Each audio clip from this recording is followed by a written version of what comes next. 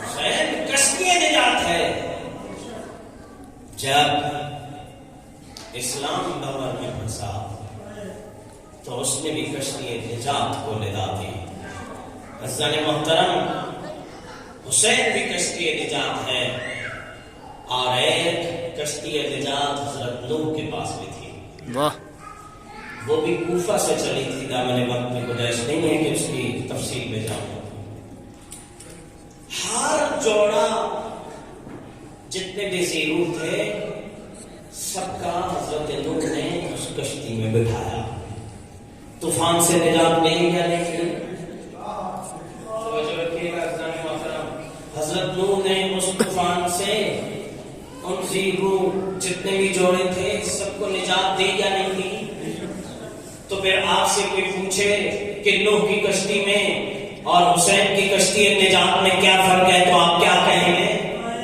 اگر میں ایک ہی جملے میں اس کو بند کر کے آپ کی نازک سماعتوں کو ہدیہ کرنا چاہوں تو ایک ہی جملے میں یوں کہہ سکتا ہوں کہ جو حضرت نوح کی کشتی تھی سوار کرتے گئے، مگر جیسے ہی طوفان ختم ہوا تو کہا کہ آپ میری کشتی سے اتر جائیے، بھائی دنیا میں ہی اتر جائیے. مگر حسین کی وہ نجات کی کشتی ہے جو کربلا کے ساحل پر کھڑی کر کے حسین نے آواز دی، آؤ میری کشتی میں سوار ہو جاؤ. حسین تمہیں دنیا میں نہیں چھوڑے گا بلکہ آخرت میں اپنے نانا کے حوض کوثر پہ چھوڑے گا. واہ واہ واہ واہ.